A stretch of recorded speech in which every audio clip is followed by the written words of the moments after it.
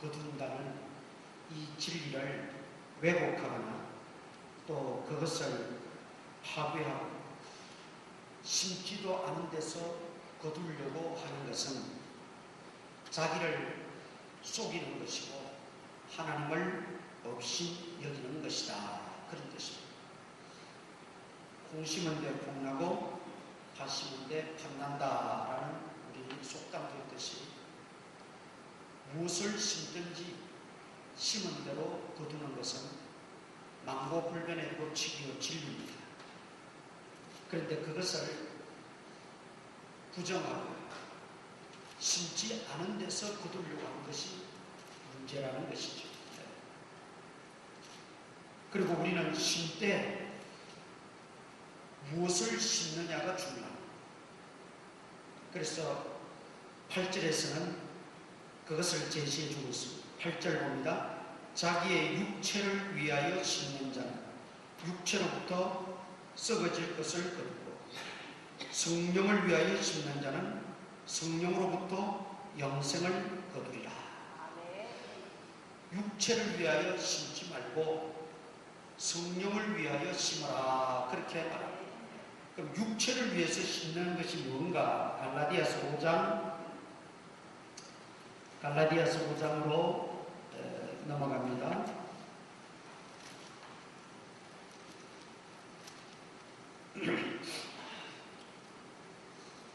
16절, 갈라디아서 5장 16절 제가 읽겠습니다. 내가 이르노니 너희는 성령을 따라 행하라.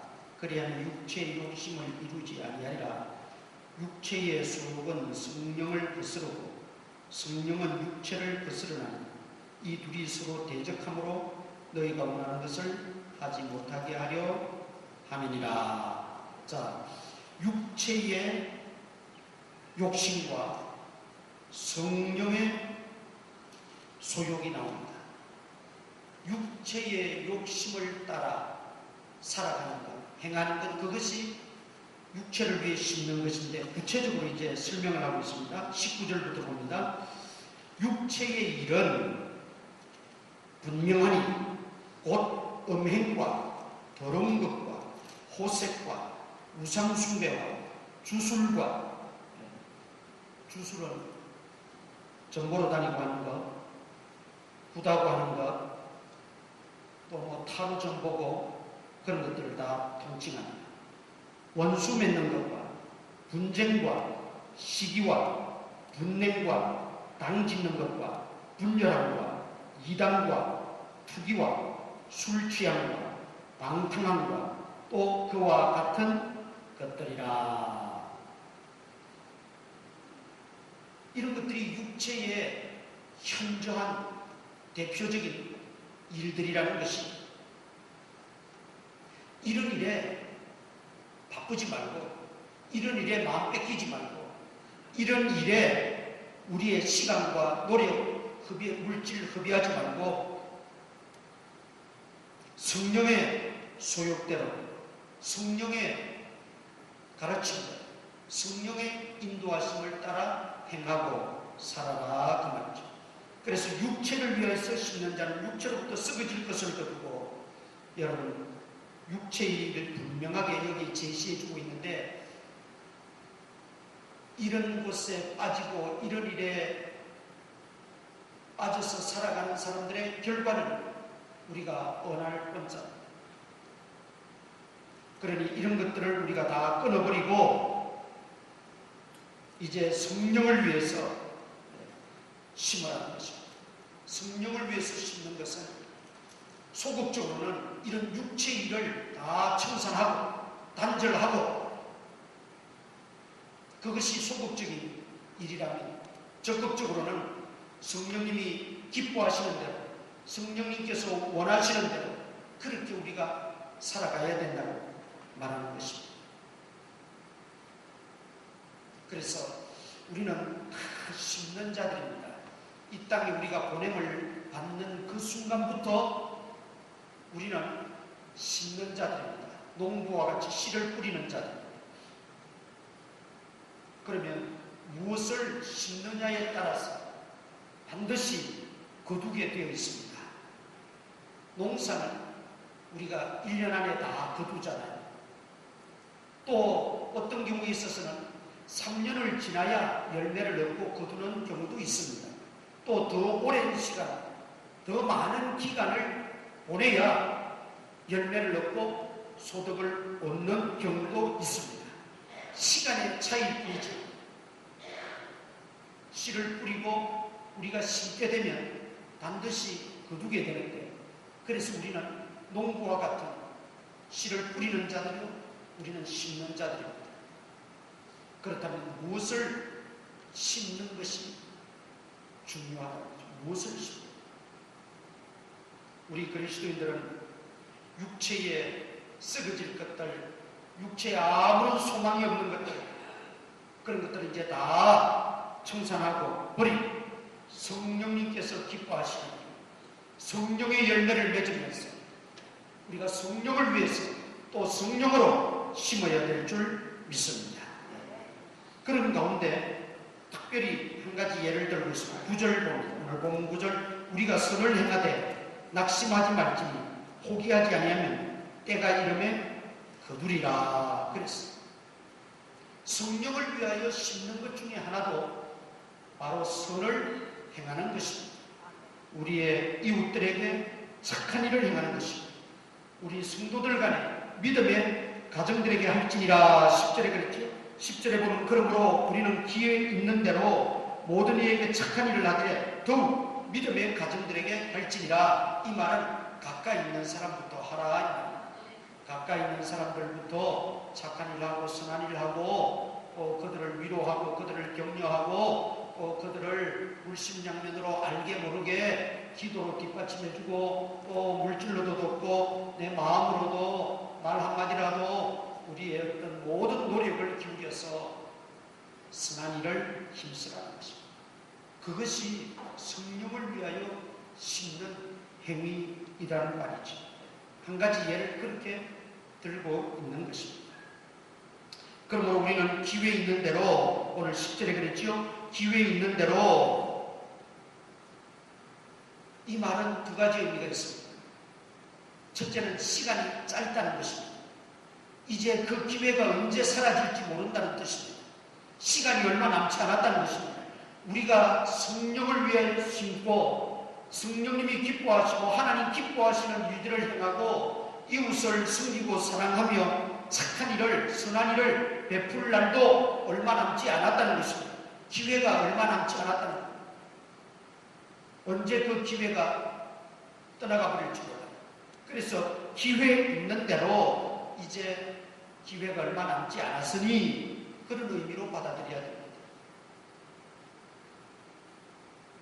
그리고 기회 있는 대로라는 말은 지금이 중요하다는 뜻입니다. 나중에 기회가 있겠지 미루지 말라는 것입니다. 지금 선한 일을 하고 지금 성령을 위해서 심고 지금 하나님 기뻐하신 일을 행하고 지금 육신의 소욕을 다 청산해버리고 지금 하라는 것입니다. 지금. 그래서 우리 교회의 변화하라 하는 말씀을 제가 지난주에도 말씀드리면서 변화는 다른 사람이 변화하는 것이 아니고 내가 변화하는 것이고 변화는 나중에 할 것이 아니라 지금 하는 것이라고 했습니다. 육신의 일을 끊어버리고 육신의 일 이것은 다 이제 청산해버리고 지금 선한 일을 해야 되고 지금 하나님을 위해서 일해야 된다는 뜻입니다. 그래서 지금이 성령으로 심을 기회입니다. 내가 건강하다고 생각하면 지금이 성령으로 심을 기회입니다. 내가 하나님께 바칠 시간이 있고 재능이 있고 물질이 있다고 생각할 때가 성령을 위해서 심을 때입니다. 아직도 할만하다고 생각하면 그것 역시 성령으로 심을 수 있는 기회인 것입니다. 하나님이 주신 기회를 놓치지 마시고 기회 있는 대로 성령으로 많이 심으시기를 주님의 이름으로 축원합니다. 우리가 성령을 위해서 육신의 소욕을 끊어버리고 성령을 위해서 심으려고 할 때 마귀가 우리에게 방해합니다. 마귀는 육신의 편에 서서 육신의 소욕대로 육신의 일을 따라 살아가는 걸 좋아하지, 성령으로 신고 성령을 따라 행하고 성령의 인도하심을 받고 하나님 기뻐하시는 대로 사는 것 마귀가 절대 좋아하지 않습니다. 가만히 놔두지 않습니다. 육신의 일에 빠져 살 때는 저는 놔둬도 내 편이다 건드리지도 않습니다. 그런데 이제 새 마음을 가지고 새로운 믿음으로 변화를 받아 우리가 성령으로 신고 성령을 따라 행하려고 하면 그때는 마귀가 저기 내 편이었는데 왜 저쪽으로 가려구나 그러고는 그때는 방해를 합니다. 그런데 그 방해하는 것 중에 두 가지가 있는데, 첫째는 자꾸 미루게 합니다. 미루게 합니다. 오늘만 날이냐, 오늘만 주일이냐, 주일은 1년에 계속 있는데 오늘만 주일이냐, 오늘만 날이냐, 내일 하면 되지, 다음 달에 하면 되지, 내년에 더 잘하면 되지.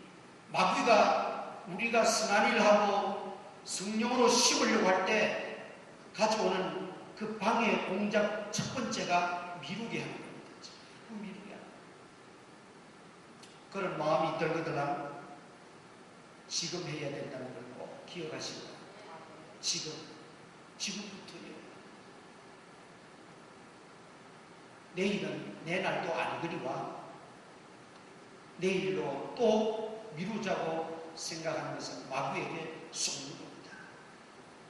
두 번째 마귀는 그것도 안 되면 미루자 했는데 미루지 않게 되면 그 다음 단계로 가져오는 방해 공작이 뭐냐면 낙심케 만듭니다. 선한 일 하다가 낙심하게 합니다. 교회 열심히 헌신하고 충성하게 하다가 낙심케 만들어버립니다. 나름대로 착한 일 하고 나름대로 하나님 뜻대로 살려고 하고 이제는 육체의 일을 다 던져버리고 성령으로 심으려고 할 때 조금 하는 듯하면, 조금 되는 듯하면 이제 그때 낙심을 집어넣습니다. 가까이 있는 사람을 통해서 낙심을 집어넣고, 때로는 같은 성도들끼리 낙심을 집어넣고, 때로는 이런 일 저런 일로 낙심하게 만듭니다. 그래서 마귀가 사용하는 도구 중에 가장 요긴하게 쓰는 게 낙심이라는 도구랍니다. 낙심만 집어넣어버리면 잘하던 사람도 주저앉아, 낙심만 집어넣어버리면 열심도 다 식어지게 만들고, 낙심만 집어넣으면 그렇게 성령으로 살려고 뜨거웠던 마음도 차가워져요. 그래서 오늘 본문에 뭐라고 말씀하고 있습니다. 9절 다시 한번 우리 9절 읽으십시다. 다시 9절이 오늘 요절인데 9절 다 같이 읽습니다. 시작.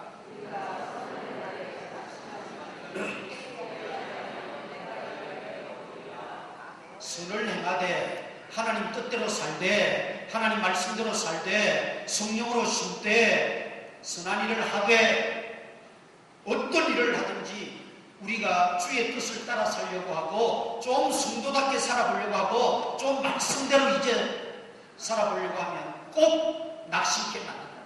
어떤 모양으로든지 낙심을 우리 속에 집어넣습니다. 그럴 때 그걸 극복할 수 있어야 됩니다. 아하, 하다가 낙심이 되면 마귀가 나에게 신방하구나. 마귀의 신방은 절대 유익한 게 없습니다. 마귀가 나를 넘어뜨리려고, 나를 낙심시키려고 내게 찾아왔구나. 그리고는 나사렛 예수 이름으로 물리쳐야 됩니다. 올 한 해도 살아가다 보면, 또 신앙생활을 하다 보면 낙심될 일들이 왜 없겠어요? 우리가 연약하고 불완전한 사람들로서 살아갈 때 이런저런 일들로 낙심될 일들이 많이 있을 거예요.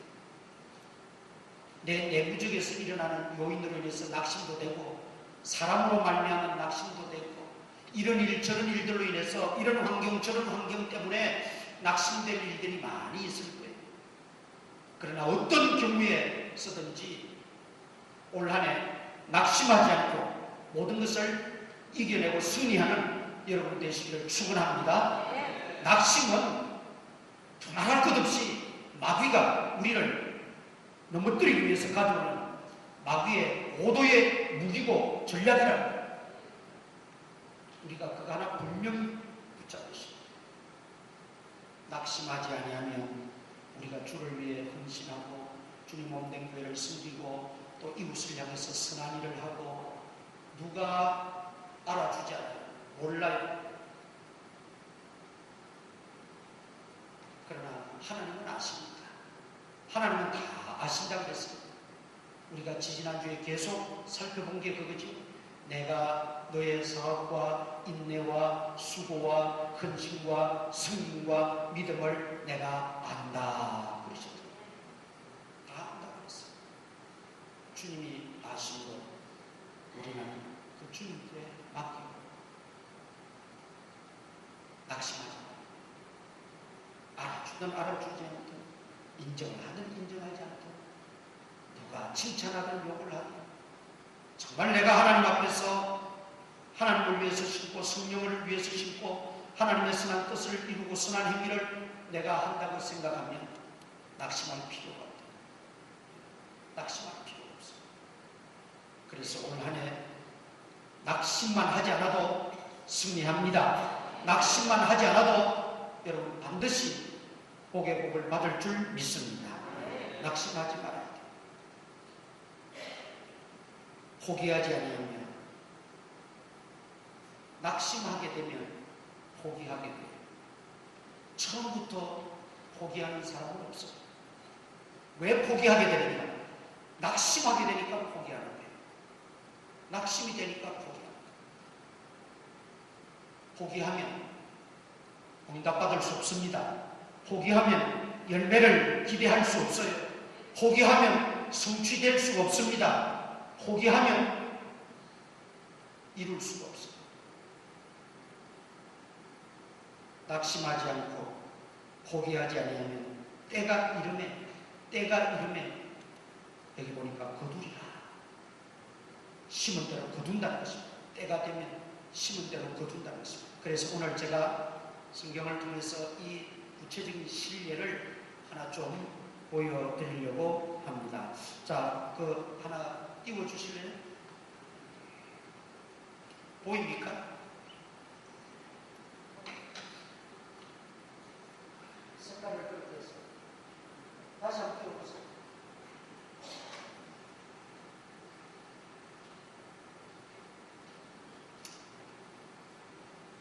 띄워졌나요?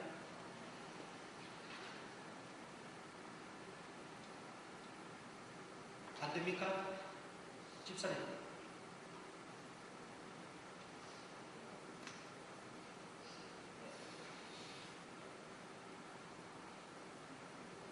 자, 보이는지 모르겠는데 제가 읽어드릴게요. 제일 위에 보이는 사람 크게 읽으십시다. 아담, 야곱. 물론 아담과 야곱 사이는 아브라함과 이삭이 있습니다. 네, 다 그 뛰어넘은 겁니다. 아담, 야곱. 이거 말고 그 앞에 거요? 이게 아닙니까? 앞에 거. 네. 자, 다시 봅니다. 아담, 야곱. 야곱의 아들이 12명 있었죠? 그 12명을 통해서 이스라엘 민족이 형성된 겁니다. 그 셋째 아들이 누구라고요? 레위입니다. 이 레위에게는 세 아들이 있었어요.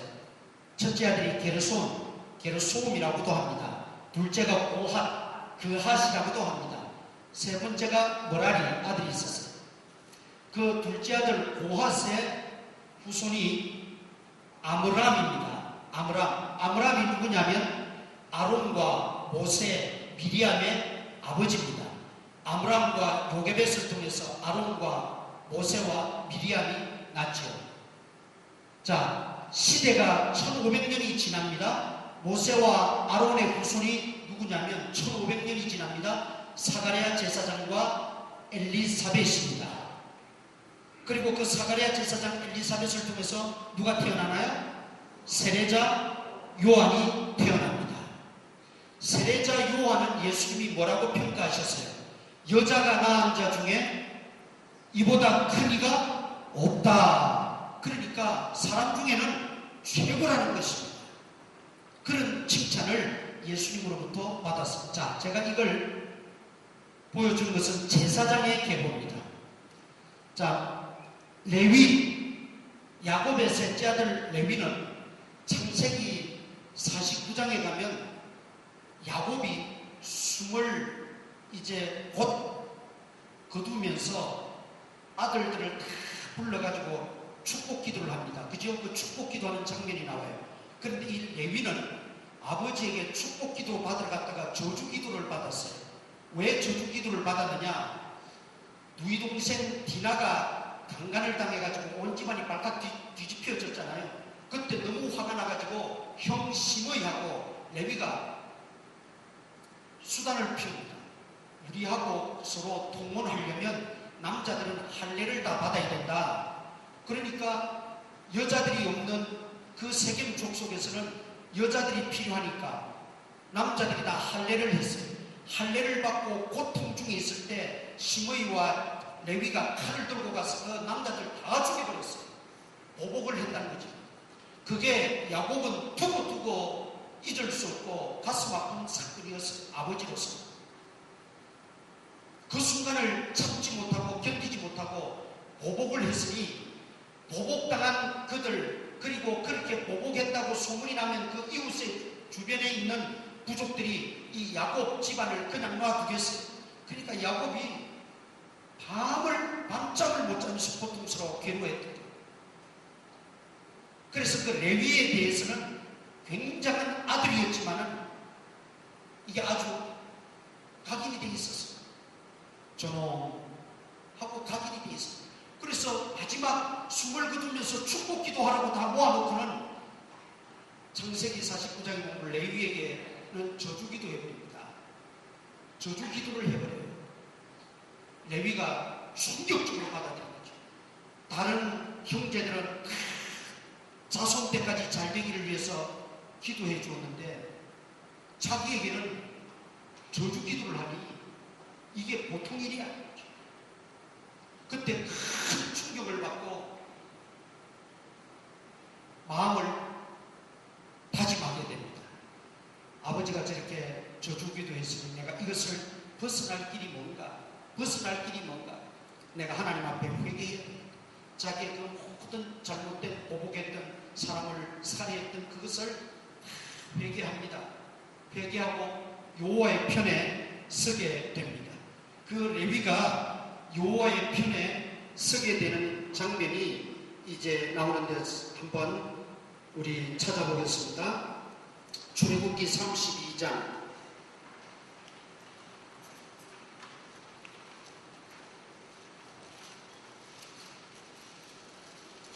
출애굽기 32장 26절 출애굽기 32장 26절 다같이 읽습니다. 시작. 이에 모세가 진문에 서서 이르되 누구든지 여호와의 편에 있는 자는 내게로 나오라 하며 레위 자손이 다 모여 그에게로 가는지라. 자, 이 사건은 뭐냐면 모세가 하나님으로부터 성막에 대한 모형과 십계명을 받기 위해서 하나님이 따로 모세를 시내산으로 불렀어요. 이스라엘 백성들은 그 아래서 진치고 기다리고 있습니다. 40일이 지나도 모세가 내려오질 않아요. 그러니까 하나님 직접 만나 뵙고 모세가 산에서 죽었는가 보다. 그럼 누가 우리를 인도하느냐? 그리고는 금을 다 모아가지고 금송아지를 만들었어요. 이 금송아지 신이 우리를 인도할 거다. 금송아지를 만들었어요. 그리고는 잔치가 벌어졌어요. 그때 모세가 십계명 두 돌판을 가지고 내려오잖아요. 내려와서 보니 그 광경이 그런 광경이에요. 모세가 얼마나 화가 났던지 하나님으로부터 받은 그 직접 받은 하나님이 직접 쓰시고 직접 만든 그 십계명 두 돌판을 그냥 그들 향해서 던져서 깨버리죠. 그리고는 도대체 너희가 왜 이런 악행을 저질렀느냐? 그러니까 아론은 또 핑계를 대요. 저들이 우리가 약속의 땅에 들어가려면 우리를 인도할 신이 필요한데 모세는 내려오지도 않고 죽은 것 같고 그래서 저들의 저항에 부딪혀서 어쩔 수 없이 만들었다. 핑계를 대요. 그러나 그 핑계가 용납되지 않아요. 하나님이 대노하셨다고 했어요. 모세가 이제 그 일에 가담하고 주동한 사람들을 다 몰살시키기로 작정했습니다. 그리고 이 일에 가담하지 않고 여호와의 편에 서 있는 자들 나와보라고 했습니다. 이 우상 만들 일에 가담하지 않고 이 일에 동조하지 않고 이 일에 참여하지 않은 자만 나오라고 했어요. 나오니까 레위 자손만 나왔어요. 레위 자손만 나왔어요. 나머지 11 형제들은 다 동참했다는 겁니다. 레위 자손만 여호와의 편에 서 있는 자 레위 자손만 나왔다고 했어요. 자, 레위는 없을 짓을 했어요. 정말 있을 수 없는 악행을 저질렀어요. 세겜 족속들을 다 몰살시켜버렸어요. 그래서 얼마나 거기서 아버지가 한이 되었으면 아버지가 아들을 저주하는 아버지가 어디 있어요? 축복기도 하러 오르게 해놓고 저주기도를 해버렸어요. 그때 레위는 충격을 받았다. 내가 이렇게 살아서는 안 되겠다. 나도 나이지만 우리 자손들이 있는데 우리 자손들이 망해서는 되지 않잖아. 그리고 그는 철저하게 회개했어요. 그리고 그 우상 만들고 우상 숭배할 때 레위 자손은 철저하게 레위가 막아가지고 가담하지 못하게 했어요. 하나님 기뻐하지 않을 일이 그건 육체의 일입니다. 육체를 위해서 심는 거니까. 그래서 레위 자손을 따로 하나님이 선택하십니다. 그리고 그 레위 자손에게는 뭘 맡기냐면 모세를 통해서 시내산에서 하나님이 성막을 짓는 모형도 설계도를 그리고 거기에 부속품까지 다 어떻게 할 것을 이미 모세에게 설계도를 다 주었습니다. 그 설계도를 이제 레위 자손에게 맡깁니다. 그리고 레위 자손이 성막의 모든 일을 관리하고 보존하는 일을 레위 자손에게 맡깁니다. 성막은 성전의 전신입니다. 그 성막은 하나님의 집입니다. 내가 여기에 있다고 했습니다. 하나님의 집, 거룩한 집입니다. 하나님이 임재하는 것입니다. 그걸 아무에게나 맡기겠습니다. 아무에게나 관리하게 하겠습니다. 하나님은 회개한 레위 자손들에게 그걸 맡기셨어요. 육체의 일을 위해서 심는 자들이 아니라 정말 성령을 위해서 목숨 걸고 그 당시 11지파가 다 동조하고 그 일에 참여했는데 레위 지파가 안 했을 때 얼마나 비난이 많고 욕이 많고 얼마나 손가락질하고 얼마나 위협이 있었겠어요. 그러나 목숨 걸고 동조하지 않았어요.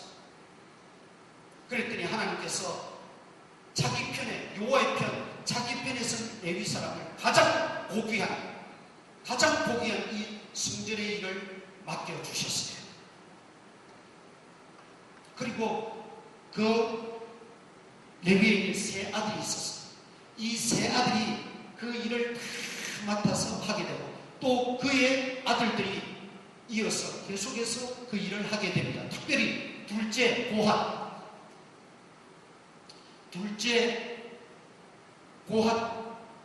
가정에서 누가 태어납니까? 아론이 태어나고 모세가 태어납니다.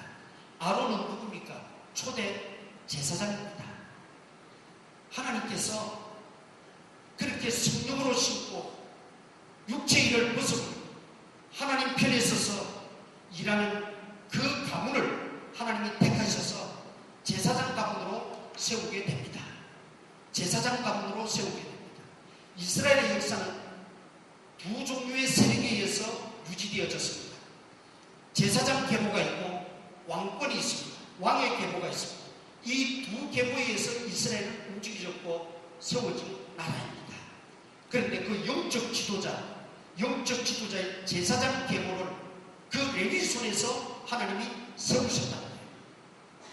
이것은 여러분 중차적 문제입니다. 아주 의미 있는 것입니다. 그리고 그 아론의 자녀들을 통해서 계속해서 제사장이 이어졌고 1500년이 지나고 사가랴 제사장입니다. 엘리사벳 아론의 후손입니다. 그를 통해서 세례자 요한이 탄생했습니다.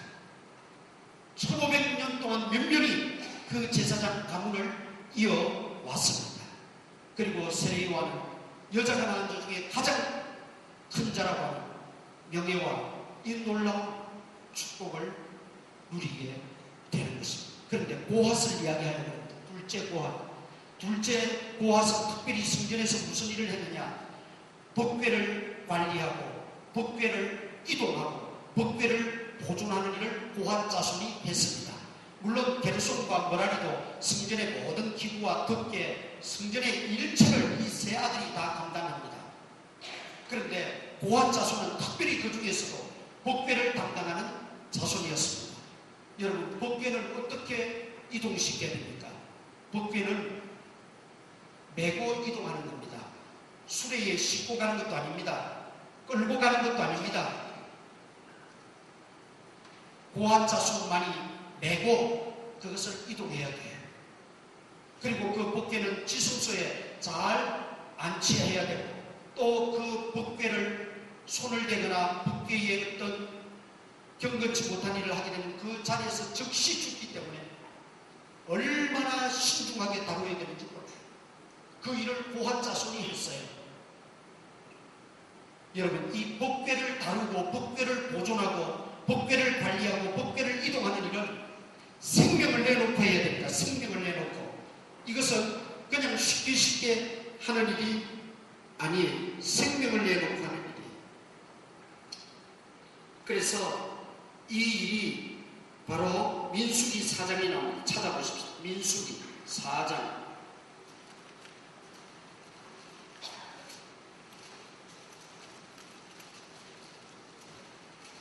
민수기 4장 18절.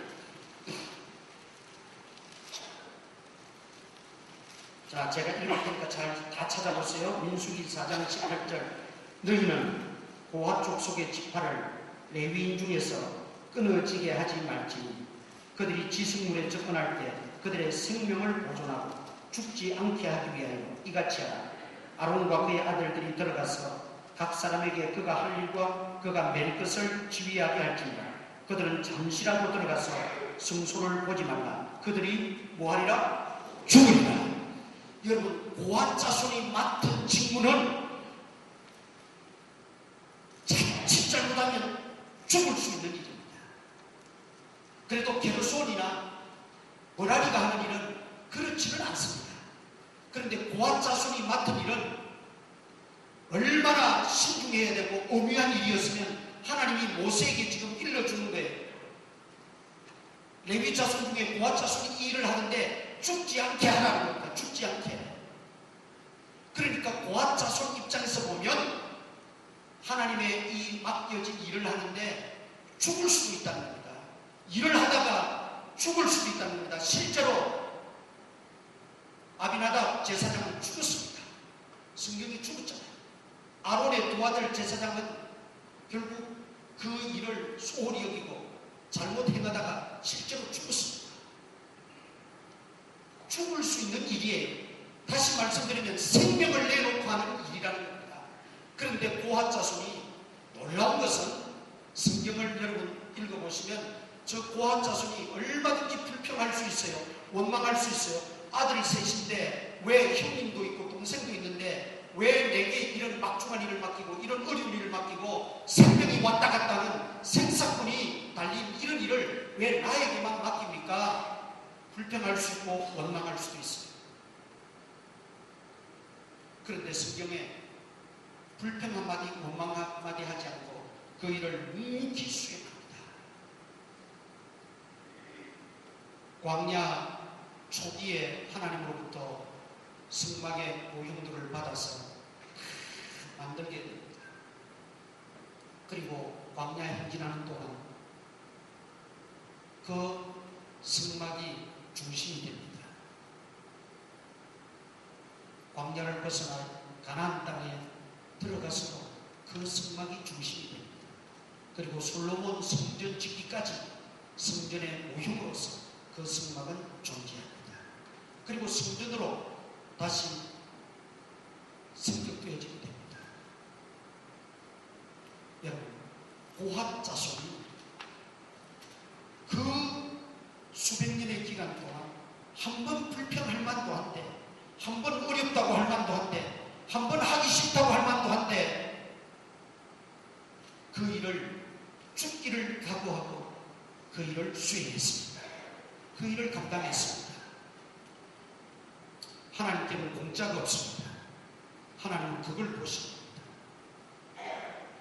하나님이 그 고아 자손을 통해서 아브라함을 내시고 아론과 모세를 내시고 사가랴, 엘리사벳, 세례자 요한을 그 가문에 허락하셨다는 것입니다. 영적 지도자로서의 이스라엘의 그 뼈대를 이루는 정신적 지도자, 영적 지도자의 그 가문으로 그 고아 자손을 통해서 삼으셨다는 겁니다. 고아세의 그 헌신이, 고아세의 죽기를 각오한 그 성령의 신기로 작정한 그 행위가 결국은 그 가문과 그 자녀손들을 복되게 했고 귀하게 쓰임받게 했고 위대한 가문으로 명문가로 세워졌다는 것입니다. 여러분, 이것은 시사하는 바가 큽니다. 무엇을 심느냐가 중요하다는 것입니다. 무엇을 심느냐. 다시 앞으로 돌아갑니다. 11명의 아들들 다 축복기도 받았습니다. 엄청난 축복기도 받았습니다. 그런데 그들은 그 이후에 성령으로 심지 않았습니다. 그들의 삶은 그저 평범했습니다. 그러나 레위는 오히려 저주 섞인 기도를 받았지만 회개하고 여호와의 편에 서고 성령으로 신기하고 죽기를 각오하고 헌신하고 하나님의 위해서 심었더니 하나님께서 역전시켜 주셨습니다. 역전시켜 주셨습니다. 우리 하나님은 역전의 하나님이십니다. 얼마든지 역전시켜 줄 수 있습니다. 목사님, 우리 부모님은 예수도 안 믿고요, 나를 위해서 기도 한 번도 하지 않았는데 걱정할 거 없습니다. 지금부터 여러분이 고하시 되면 됩니다. 지금부터 여러분이 고하시 되면 됩니다. 그러면 여러분과 여러분의 자손 때 하나님께서 때가 되면 거두리라. 여러분 때에 이루지 못한다 할지라도, 거두지 못한다 할지라도 때가 이름에 거둔다고 하나님 말씀하십니다. 고아는 사실 죽도록 고생만 했습니다. 저게 보통 고생인 줄 압니까? 복궤를 메고 옮기고 관리하는 게 하루하루가 시간이 법궤 앞에 들어갈 때마다 얼마나 두렵고 떨리고 몸이 불불 떨렸겠습니까? 자칫 잘못하면 죽는데 자기들 눈앞에서 그 아미나답이 죽는 것을 보았습니다. 그럼에도 불구하고 묵묵히 그 일을 감당했습니다. 그리고 성령을 위해서 심었습니다. 하나님을 위해서 심었습니다. 성령이 기뻐하시는 일을 위해서 자기 목숨을 내놓고 그는 행동했습니다. 그럴 때 하나님이 다 보고 계셨어요. 다 아셨어요. 하나님이 대대손손 하나님이 갚아주십니다. 그리고 부모님의 기도를 받고 부모님이 심은 것, 그런 성도님들은 더욱더 성령을 위해서 여러분들이 심어야 됩니다. 부모가 기도하고 윗대에 기도하고 나를 위해서 헌신하고 또 눈물을 흘려 수고했던 것, 그것이 내 대에 열매를 맺고 내 자녀대에 열매를 맺기 위해서 나 역시 부모님의 그 기도에만 의존하지 말고 내가 심어야 합니다. 내가 심어야 합니다. 성령으로 심어야 됩니다. 성령을 심어야 됩니다. 심어야 돼요. 자, 그 다음 또 하나 보여줬습니다. 아까 자, 이것은 왕의 계보입니다. 이스라엘의 역사의 근간은 제사장 계보와 왕의 계보에서 다 움직여지고 역사가 펼쳐나간다고 말했죠. 왕의 계보입니다. 아담, 야곱의 넷째 아들이 유다입니다. 넷째 아들이 유다입니다. 그 유다가 베레스, 이거 다 뛰어넘었습니다. 그대로는 아닙니다. 유다가 베레스, 베레스가 보아스, 룻, 그 다음에 보아스와 룻을 통해서 오벳을 통해서 이세를 통해서 다윗을 통해서 예수 그리스도가 탄생하십니다. 이게 왕의 계보입니다. 예수 그리스도는 만왕의 왕이고 만주의 주이십니다. 자, 이 왕의 계보를 보세요. 원래 이스라엘의 왕의 계보는 다윗이 아니었어요. 사울이었습니다. 사울이었어요. 그런데 사울이 하나님을 존중히 여기지 않았습니다. 예배를 멸시했습니다. 그래서 하나님은 사울의 가문은 폐하시고 다윗의 가문을 흥왕케 하사 그랬습니다. 원래는 사울이 그 왕의 계보를 이어가야 마땅합니다. 그런데 그 사울은 하나님을 근심시켰습니다. 즉 육신의 일로만 심었지 성령으로 심지 않았다는 것입니다. 그는 육신의 편에만 섰지 하나님 편에 서지 않았다는 것입니다. 그는 육신의 일만 위해서 헌신했지 성령의 일에 헌신하지 않았다는 것입니다. 그러니까 하나님께서 내가 사울왕 세운 걸 후회한다 그러면서 사울왕을 폐하시고 내가 이새의 아들 다윗을 만나니 내 마음에 합했다. 그리고 이새를 왕으로 다윗을 왕으로 세우게 됩니다. 그런데 이 다윗 보세요. 다윗의 간절한 소망은 나라가 든든해지고 경제가 부강하고 이것이 아니었어요. 어떻게 해서라도 이 나라를 신정국가로 하나님의 국가로 세워갈 건가 거기에 온통 심의를 기울였습니다. 모든 사무엘상과 열왕기상과 역대기상과 시편을 통해서 보세요. 다윗의 초점은 오직 하나님께 맞춰져 있었어요. 왕이면 백성들 염려하고 나라 경제 염려해야 되고 국방 염려해야 되고 물론 당연히 왕이니까 했겠지요. 그러나 다윗의 그 중심은 다윗의 초점은 항상 하나님께 맞춰져 있었어요. 하나님께만 맞춰져 있었어요. 그래서 하나님이 기뻐하시는 일이라면 다윗은 목숨 내놓고 했어요. 사울이 왕이 되자마자 하나님이 나의 원수인 아말렉을 치라 그랬어요. 다 몰살시켜버리라 그랬어요. 짐승까지도 다 생명체는 다 몰살하라 그랬어요. 그런데 사울은 하나님께 초점이 맞춰져 있지 않으니까 성경으로 심는 것이 얼마나 소중하고 귀한 걸 모르니까 그는 자기 육체의 생각대로 육체의 소욕대로 살찐 손은 다 잡아왔어요. 왜 그 아까운 걸 죽입니까? 잡아왔어요. 하나님은 거기에 대해서 사울을 세우고 내가 후회한다고 했어요. 그런데 여러분 보세요. 다윗은 사울왕의 핍박을 받아서 살해 위협을 받으면서 도망치면서도 사무엘상 27장에 보면 아말렉을 칩니다. 아말렉을 칩니다. 아니 자기가 지금 자기 몸 하나 간수하기도 힘든데 도망다니는 신세가 무슨 아말렉을 칠 겨를이 있어요. 그런데 다윗은 분명했어요. 내가 도망을 다니더라도 내가 아니 죽더라도 하나님이 기뻐하시는 일인데 하나님이 아말렉을 치는 거 기뻐하시는 것이고 하나님이 아말렉을 향해서 나의 원수라고 했는데 하나님의 원수는 나의 원수다. 내가 죽더라도 내가 아말렉을 치겠다. 그리고 아말렉을 쳐요. 당시에 다윗을 따라다니는 600명의 사람들이 있었어요. 그 600명을 데리고 아말렉을 쳐요. 그것뿐만이 아닙니다.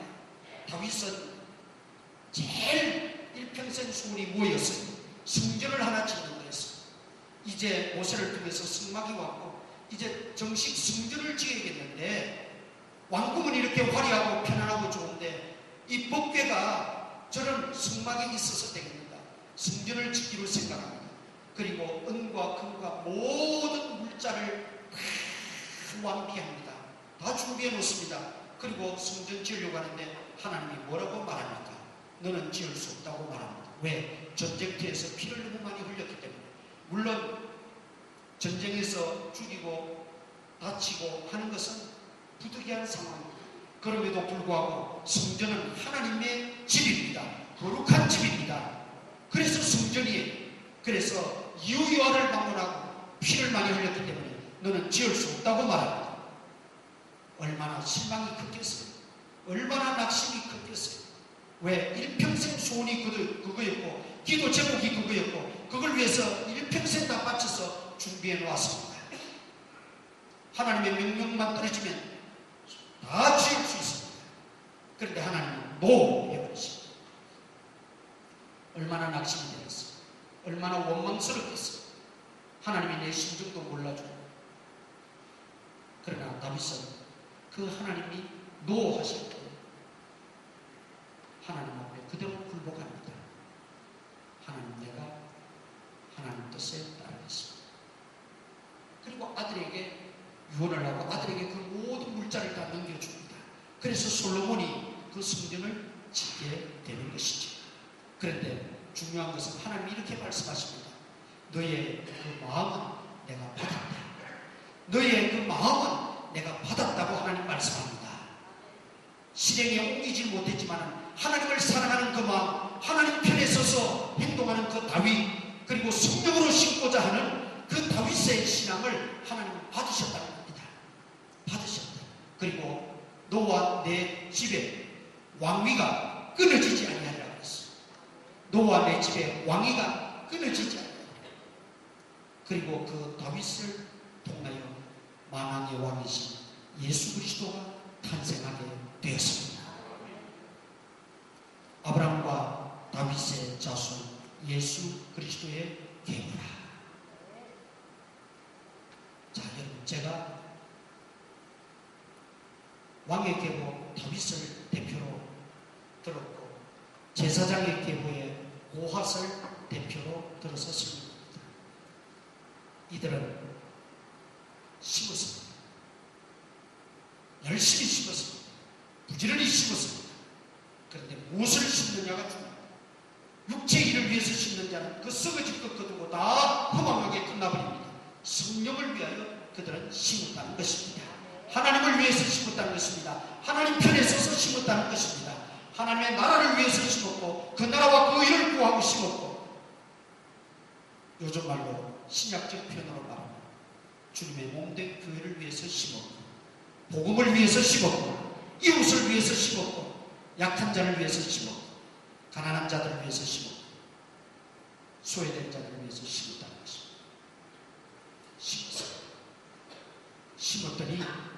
심었더니 하나님께서 그 당대에도 복을 주시지만 대부분이 그렇습니다. 성경의 기록과 역사를 보면 그 심은 자는 그 영광을 누리지를 못하는 경우가 대부분이에요. 심은 자는 그 심는 고통, 그 심는 고생, 그 심는 어려움 얼마나 큽니까? 그런데도 그 심는 자는, 뿌리는 자는 그 당대에 소출을 얻지 못하고 복을 누리지 못하는 게 대부분이었습니다. 그런데 하나님은 살아계십니다. 하나님은 분명하신 분입니다. 하나님은 다 알고 계십니다. 그래서 그것을 그 자녀들에게, 그 자녀손들에게 하나님께서 다 갚아 주셨습니다. 그것이 무려 1500년이 지난 이후에 다윗을 통해서 예수 그리스도가 나게 하시고, 보아스를 통해서 세례자 요한이 나게 하시고, 제사장 가문이 이어지게 하시고, 왕의 가문이 끊어지지 않게 하시고, 하나님께서 무엇을 심느냐, 거기에 따라서 하나님께서 행하시는 일들입니다. 따라서 다윗도 얼마나 낙심이 컸겠어요. 그는 오직 하나님 외에는 몰랐습니다. 오직 그는 하나님을 위해서만 살았습니다. 하나님 때문에 그는 존재했습니다. 그런데 하나님이 안 된다고 하실 때 낙심이 컸겠지요. 절망감에 빠졌겠지요. 심지어 다윗은 그러진 않았지만 원망도 생겨났을 수도 있을 거예요. 보아도 마찬가지입니다. 그러나 그들은 낙심하지 않았습니다. 낙심하지 않았습니다. 때가 되면 거둘 줄 믿고 그들은 낙심하지 않았습니다. 원망하지 않았습니다. 그들은 좌절하지 않았습니다. 포기하지 않았습니다. 그리고 계속 믿음으로 심었습니다. 성령으로 심었습니다. 성령으로 행하였습니다. 하나님 편에 서서 일했습니다. 하나님을 위해 헌신했습니다. 그랬더니 하나님께서 시간이 지나고 보니까 다 갚아주셨어요. 다 갚아주셨어요. 오늘 우리는 심는 자들입니다. 무엇을 심고 또 그 심고 거두기까지 낙심하지 말고 포기하지 않는 때가 되면 거두리라. 때가 되면 거두리라. 여러분, 눈물의 기도도 심는 겁니다. 기도 많이 해서 심어 놓으시기 바랍니다. 지금 당장 이루어지지 않는다. 반드시 눈물의 기도는 하나님이 기억하십니다. 그리고 때가 되면 다 거두게 하실 것입니다. 눈물의 기도, 기도로 심어야 돼요. 눈물로 심어야 돼요. 우리의 몸으로 심어야 됩니다. 몸을 들여 헌신하고, 몸을 들여 선한 일을 하고, 몸을 들여 하나님 편에 서서 우리가 행할 때 하나님께서 보십니다. 내게 있는 재능, 내게 있는 건강, 내게 있는 몸, 내게 있는 물질, 할 수 있는 모든 것들이 있다면 그 모든 것들을 통해서 심으시기 바랍니다. 심으시기 바랍니다. 심지 않고 거두는 법이 없습니다. 그리고 심은 대로 거둡니다. 그런데 하나님이 놀라운 것은, 하나님의 은혜가 큰 것은, 우리는 적게 심었는데 하나님 많이 거두게 하십니다. 우리는 부족했는데 하나님 풍성케 하십니다. 이것이 하나님의 은혜인 줄 믿습니다. 이것이 하나님의 은혜예요. 다윗의 가구, 여러분, 예루살렘에 비하면 베들레헴은 변방입니다. 시골. 거기서 무슨 인재가 나고, 거기서 무슨 하나님의 은혜가 있어. 그런데 하나님은 놀라운 은혜를 부어주셨습니다. 다윗을 왕으로 세웠고, 그 가문이 그 베들레헴에서 나게 하신 뿐만 아니라 그곳에서 누가 태어나셨어요? 예수 그리스도가 되셨습니다. 이 놀랍고 풍성한 은혜입니다. 우리는 자기하고, 우리는 보잘것없게 하지만 우리가 정말 믿음으로 하고 하나님 편에 서서 하고 성령으로 심으면 하나님께서 놀라운 것으로, 위대한 것으로, 풍성한 것으로 채워주시는 줄 믿습니다. 그것을 바라보고 눈에 보이지 않지만, 손에 잡히지 않지만, 믿음은 보이지 않는 것은 식습니다. 믿음은 우리가 헌신하고, 믿음은 충성하고, 믿음으로 쉬고, 믿음으로 신앙생활합니다. 하나님 반드시 하나님은 갚아주십니다. 예나 지금 하나님은 살아계십니다. 살아계십니다. 인간의 생소함을 주관하시는 하나님이십니다. 역사를 주관하시는 분도 하나님이십니다. 온 세계가 다 내게 속하였다고 말해요. 임금도 나라도 족속도 다 내 것이라고 하나님 말씀하셨습니다. 그 하나님, 우리가 무엇을 심고 우리가 얼마나 심었냐에 따라서 더 크게, 더 놀랍게, 더 위대하게, 더 풍성하게 거두게 하신 그 하나님 바라보면서 오늘도 낙심하지 말고, 실망하지 말고, 포기하지 말고 하나님 편에 서서 하나님을 위해서 성령으로 심는 저와 여러분 되시기를 주님의 이름으로 축원합니다.